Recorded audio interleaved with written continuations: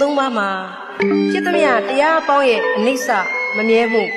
ဒုက္ခဆင်းရဲမှုအနတ္တစိုးပိုင်နိုင်ခြင်းမရှိမှုတို့ကိုမသိမမြင်နိုင်ကြတဲ့အတွက်ဘဝတန်တရားကြီးဝဲလေရှည်လျားနေရပါတယ်ကာမတဏှာလိုချင်တတ်မဲ့မှုတွေနဲ့ပြောင်းဆန်နေတဲ့ဝဲဩဃာကြီးမှာနစ်မြုပ်နေကြရပါတယ်လူဖြစ်လိုက်နတ်ဖြစ်လိုက်တိရစ္ဆာန်ဖြစ်လိုက်နဲ့ဘဝပေါင်းများစွာမှာတပြောင်းပြန်ပြန်အဖန်တလဲလဲဖြစ်ခြင်းဆိုတဲ့ဝဲဩဃာကြီးမှာနစ်မြုပ်နေကြရပါတယ်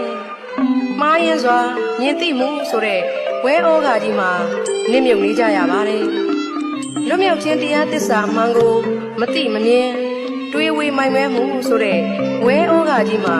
နစ်မြုပ်နေကြရပါတယ်တဲ့လွဲမှားစွာသိမြင်နေမှုဆိုတဲ့ဒိဋ္ဌိဉာဏ်ကြောင့်လူရဲ့နတ်ရဲ့ဆိုပြီးအထင်မြင်နေမှားနေကြပါတယ်ငါလင်းငါသားငါမယားငါဥစ္စာငါပစ္စည်းငါပိုင်နေငါဆိုင်နေဆိုတဲ့ငါတင်ညာတွေသက်ကာယအယူတွေနဲ့တက်ကြွထောင်လွှားမာမာနထားနေကြပါတယ်အဲ့ဒါတွေကိုအနိစ္စဒုက္ခအနတ္တဆိုတဲ့လက္ခဏာရေး၃ပါးခွဲခွဲခြားခြားထင်ရှားစွာသိမြင်ကြအောင်ဝိပဿနာတရားကိုဝင်စားဆင်ခြင်ကြပါတကယ်တော့အနတ္တဆိုတဲ့ခန္ဓာကိုယ်အစုအဝေးကြီးဟာအတာလကလို့ဆိုတဲ့ဘာမှအနှစ်သာရရှားပွေးလို့မရနိုင်ပါဘူးတဲ့ဖြစ်လိုက်တီးလိုက်ပြက်လိုက်နဲ့ဟောက်ပြန်မှုရုပ်ပတိအမှတ်တရားတွေမို့မိမိမပိုင်မဆိုင်နဲ့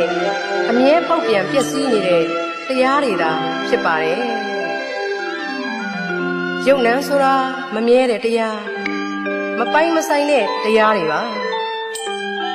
ဒီတရားနှစ်ခုရဲ့အိုမှုနာမှုတေမှုတွေကလည်းအတိအကျမရှိပါဘူး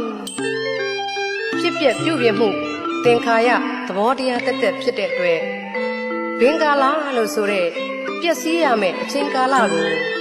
မလွဲမသွေရောက်ရပါလိမ့်မယ်အဲ့ဒီအချိန်ရောက်တဲ့အခါကျမှပဲနတ်ဘဝလူဘဝပိဋ္ဌာဘဝ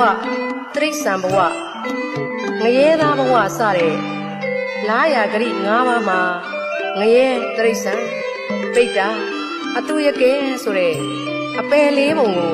ရောက်သွားတတ်ပါတယ်အဝိဇ္ဇာဆိုတဲ့အဟုတ်အမှန်ကိုမသိမမြင်မရှင်းမလင်းမှုကြောင့်ပြစ္ဆုတ်ပန်မှုတန်တရားမှုတို့ကိုပြုစုပြောထောင်ခြင်းဆိုတဲ့သင်္ခါရအကျိုးဖြစ်လာရပါတယ်သင်္ခါရကြောင့်ဘဝသစ်မှာဝိညာဉ်အသစ်ဖြစ်လာရပါတယ်